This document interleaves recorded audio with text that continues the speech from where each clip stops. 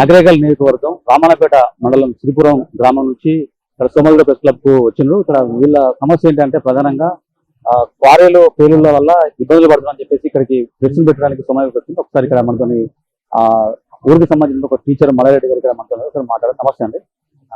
ఈ పేలు ప్రధానంగా అంటే ఈ క్వారీలో పేలుళ్లు ఎప్పటి నుంచి జరుగుతున్నాయి? పాలూరులో పేలుళ్ళు ఒక 2 నెలలు అవుతుంది సార్ జరగబెట్టి. ఈ పేలుళ్ళ వల్ల రాళ్ళు వచ్చి రైతుల భూముల్లో పడడం వల్ల ఆ రైతులకు ఒక భయాందోళనకు గురవుతుంది. ఎందుకంటే రాళ్ళు రోజు పడుతుంది, ఎప్పుడు పేరితే అప్పుడు పడుతుంది.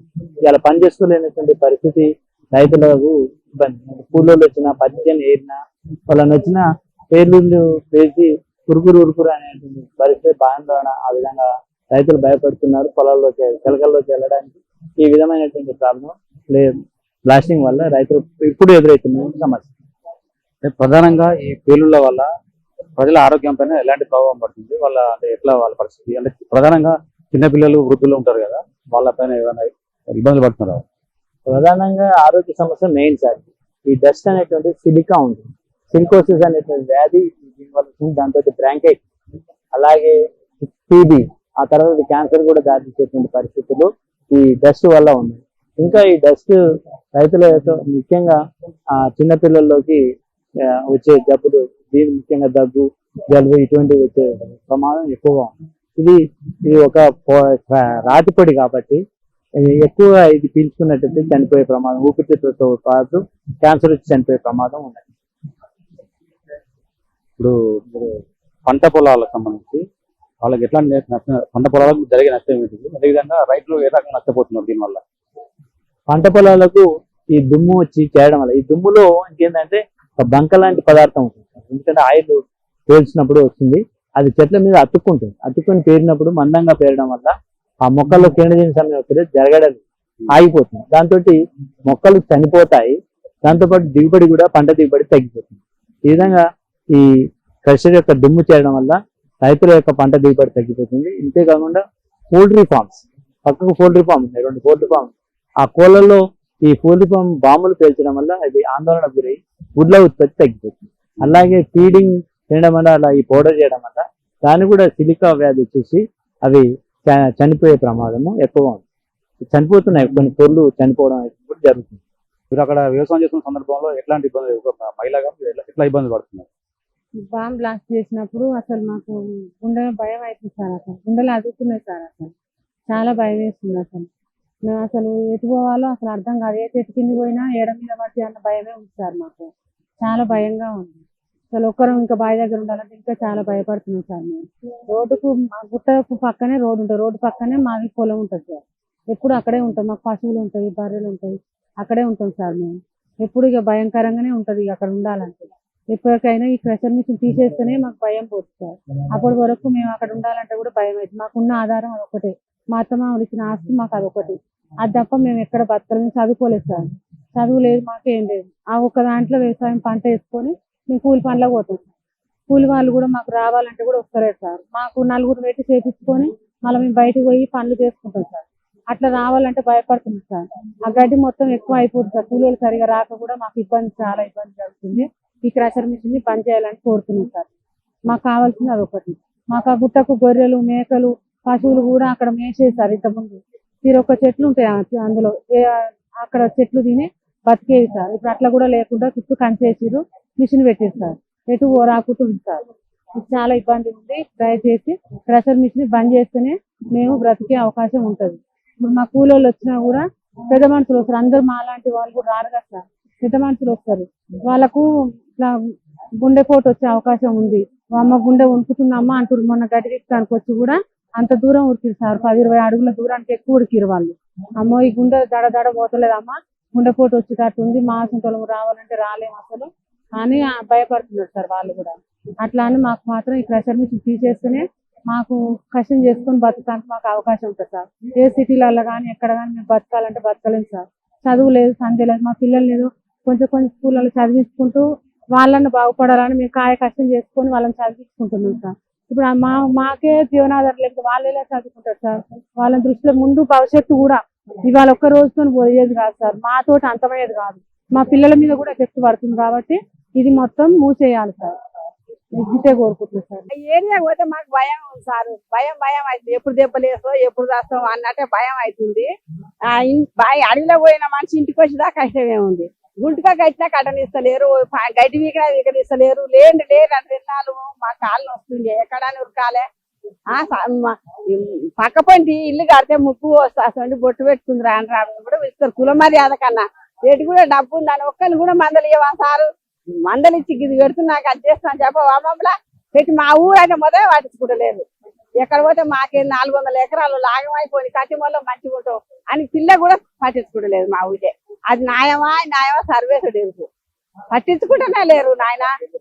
సర్పంచ్ కూడా మేమేం చేయను, నిన్న మన వచ్చి ఎప్పుడు చేదాంతి అంటుండు కానీ ఆయన కూడా ముందు అడిగేస్తలేదు. ఆ సర్పంచ్ కూడా ఏమన్నా అంటే అంటుండగా నాకు ఎక్కడైనా పర్మిషన్ ఇచ్చిరు, ఏ వాళ్ళు ఆయన ఇచ్చిరు, మీరు ఎంత దూరం పోతారో పోరి, మీరు ముందర పోతే వెనకానికి వస్తా, మీరు ముందర పోతే వెనకానికి వస్తా అంటుండు. సర్పంచ్ కూడా పోదాము మన చేతనైనా కాడి చేద్దాం అంటుండు కానీ ఆయన కూడా ముందు అడిగేది ఇస్తలేరు మా ఊళ్ళో జనం. ఏమా పార్టీ తెలియదు నాకు, కాంగ్రెస్ పార్టీ ఏ పార్టీ ఆయన కూడా ముందు వాళ్ళు ఇస్తలేరు. ఏమనంటే మీరు ముందు పోయి వెనకానికి వస్తా అంటారు. నాకు కోనరెడ్డి చుట్టం, వాళ్ళు చుట్టం, వీళ్ళు చుట్టం, నాకు మస్తుండ్రు, నువ్వేం చేస్తావు, నువ్వెంత తోడవు, ఎందాక పోతావు అంటారు. సార్కి ఇస్తే అంటారు. ఎంతైనా కేర్ చేస్తలేరు. మేము కాగితాలు ఇక్కడ ఇచ్చేస్తున్నాంగా, ఆ పెంట కుప్పలు వేస్తున్నారు. ఈ నుంచి బొనగిరి పోతాం, బొనగిరి సార్ అట్టేస్తుండ్రు. పోలీసు వాళ్ళు రానపేటకు పోయినాం, ఆడికే అందరు ధర్నాలు చేసాం. ఆయన కూడా ఆయిల్ అట్టేసేసిండ్రు, రిబ్బన్ కట్ చేస్తున్నారు. అంటే అందరం పోయినాం, 40 మంది కూర్చున్నాం ఆ టెంట్ వేసి. ఒక్క ఎమ్మెల్యే వచ్చిండు, ఒక్కసారి కూడా మాట్లాడాలి. ఆయన పోలీసు వాళ్ళు కూడా మాట్లాడి వాళ్ళతో మాట్లాడతాం అంటే మేము అంగో గవర్నమెంట్ అందరు తీసుకొచ్చిండు ఆయన. మరి ఏం చేస్తాడో లాస్ట్కు ఏం చేస్తాడో అదైతే బంద్ చేయాలి ఆయన. భువనగిరి యాదాద్రి జిల్లా రామన్నపేట మండలం గ్రామ సిరిపురం. మాకు మొత్తం అక్కడ ఏమి జరుగుతుందంటే ఈ యొక్క సంజీవ్ రెడ్డి అనే ఒక వ్యక్తి, ఆయన ఒక 50 సంవత్సరాలు ఇంజనీర్ జాబ్ చేసిండు. జాబ్ చేసిన లక్ష్యం ఆయన ఏమాత్రం అన్ని విధాలా మంచి వ్యవహారంగా ఒక 100 కోట్లతో మంచిగా ఉండు, అన్ని విధాలా మంచిగానే ఉండు. ఆయన ఆ దెబ్బతోటి ఆ ఇంజనీర్ జాబ్ రిటైర్ అయిన తర్వాత నిమ్మలంగా ఉండి ఆయన ఇంట్లో ఉండి ఆయన మంచిగా బతికే అంతే సాలయ్యేది. వచ్చి మాకు ఇంతకుముందు ఒక 15 సంవత్సరాల కింద అప్పుడు గిట్టనే పెడితే మేము ఆందోళన చేసి దాని మీద కొంతమంది పార్ట్నర్ అని అది మొత్తం నష్టం చేసి ఒకరు బాగుపడి వాళ్ళని అది చేసి మళ్ళీ వాళ్ళ మధ్య వాళ్ళ పార్ట్నర్లతో లొల్లి పెట్టుకొని కూడా తీసుకొని మిషన్లు కూడా అమ్ముకొని పోయి మళ్ళీ 15 సంవత్సరాలు ఇప్పుడు స్థాపించి మళ్ళీ కూడా అడ్డగోలిగా నడిపించి అక్కడ మాకు మేము వద్దు సార్, మీకు మంచి కంపెనీ బయోగాజు ఏదో పెట్టుకుంటా అన్నాడు. అటువంటి పెట్టుకో సార్, మాకు ఏమి ఇబ్బంది కాదు. ఈ కంకర మిల్లు పెడితే బర్రెది వస్తుంది, గొర్రెది వస్తుంది, అవసరం అన్ని జీవజంతువులకు వాణి కలుగుతుంది. అన్ని జీవజంతువుల ప్రమాదమే, మనుషులకు ప్రమాదమే. ఏ రాయి ఎక్కడ వేగంగా వచ్చి ఎంత దూరంగా వస్తుంది, ఏడబడుతుంది, ఎవరు వస్తుందో తెలియకుంటుంది సార్. ఇలాంటి పని చేయకండి సార్ అని చెప్పినా కానీ మా మాట లెక్క చేయకుండా అహంకార బలంతో నడిపిస్తుండు మమ్మల్ని అందరినీ.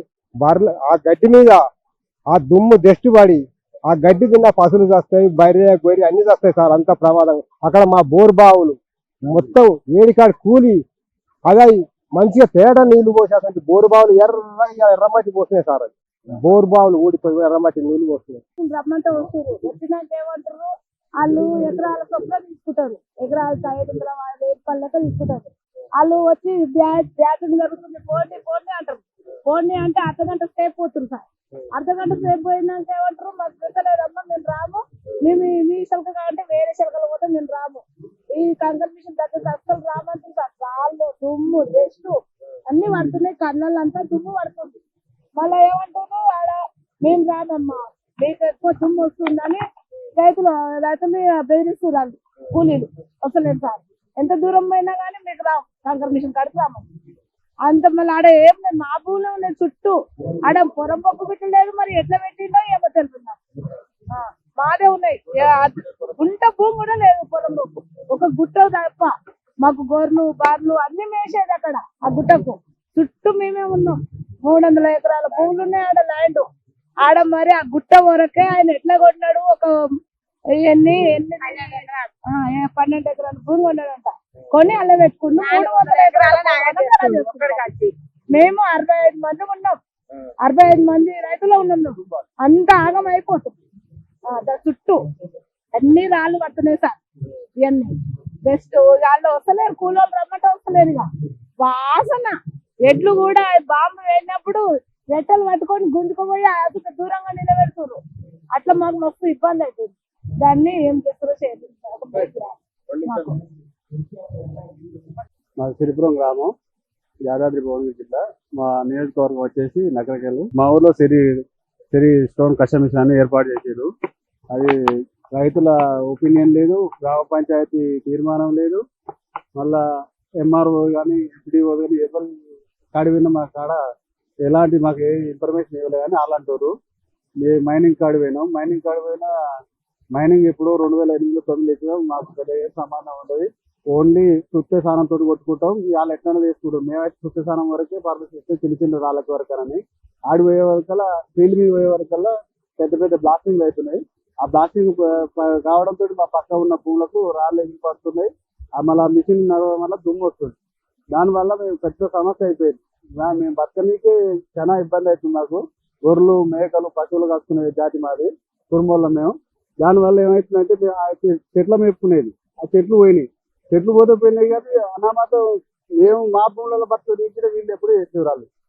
దీనివల్ల మాకు చాలా ఇబ్బంది అవుతుంది. దీన్ని తక్షణం తొలగించి దాన్ని రద్దు సిఎఫ్ కాళ్ళగట్ట మొత్తం పూర్తిగా రద్దు చేయాలని మా యొక్క విన్నపం. ఇప్పుడు ఏంటంటే కలెక్టర్ కాడ పోతే మైనింగ్ కార్డు అంటారు. మైనింగ్ కార్డు పోతే మైనింగ్ ఏముంటుంది, పోస్కో అంటారు. ఆ పోస్కో కార్డు పోతే పోలీస్ స్టేషన్, ఎంఆర్ఓ అంటారు. ఎంఆర్ఓ కార్డు పోతే మాదేం లేదు. మా చిన్నదే ఇచ్చినాం. భూమి సర్వే ఉంటుంది, గంటవరకు ఉంటుంది. ఆర్టీఐలు 3-4 పెట్టాం, ప్రతిదీ వచ్చింది. ఆర్టీఐ రావడం వల్ల దాన్ని తెచ్చేందుకు తెలిసింది మాకు. దానివల్ల దాని సమస్య ఏంది, వ్యవహారం ఏంటో తెలుసుకుని ఇంత దాకా వచ్చాం. ఈజీలు వచ్చే పర్మిషన్ రద్దు చేయాలని ఈ మీడియా ముఖ్యంగా మేము డిమాండ్ చేస్తున్నాం. 5 సార్లు కలిసినాం, 1 కాదు 2 కాదు. 2 సార్లు పోతే మేము చెప్తాం మైనింగ్ నిలిచేది. మైనింగ్ కార్డుకి వెళ్ళిపోతే మీకు మాది ఏముంటుంది పోస్కో అంటారు. మైనింగ్ ఎట్లా ఉంటుందా మరి, మైనింగ్ ఇచ్చారు మరి ఎంతవరకు బ్లాకింగ్ ఎంతవరకు పక్క చూసుకోరా అని అడిగినాం. అంటే పక్క మేము చెప్తున్నాం పక్కలో పడుతుంది. ఆ పక్కలో పడకుండా చేయాలంటే ఇది పెట్రోల్ గ్యాస్ తోటి లేపాలంట, బ్లాస్టింగ్ లేపాలంట. యాదాద్రి భువనగిరి జిల్లా సిరిపురం గ్రామంలో క్వారీలు పేలుల వల్ల ప్రజలు ఇబ్బందులు పడుతున్నారని చెప్పేసి, అదేవిధంగా రైతులు గొడ్డు గోదా ఇవన్నీ ఇబ్బందులు, వాళ్ళందరికీ అన్నిటి కూడా ఇబ్బందులు అవుతున్నాయని చెప్పేసి వాళ్ళు చెప్తున్న పరిస్థితి. వాళ్ళ ఆరోగ్యం పైన కూడా ఈ ప్రభావం పడుతుంది. అదేవిధంగా తాగునీటి పైన కూడా, భూగర్భ జలాల పైన కూడా ఈ క్వారీలు పేలుల వల్ల ఈ ఇంపాక్ట్ చూపడుతుందని చెప్పేసి వాళ్ళు చెప్తా ఉన్నారు. ప్రభుత్వానికి కూడా ఇంతకుముందు కూడా వాళ్ళు విజ్ఞప్తి చేశాము, కలెక్టర్ని కూడా కలిసామని చెప్పారు. అదేవిధంగా ఈ సమస్యను వెంటనే పరిష్కరించాలి, క్వారీలను వెంటనే మూసివేయాలని చెప్పేసి వాళ్ళు ప్రభుత్వానికి విజ్ఞప్తి చేశారు. ధన్యవాదాలు.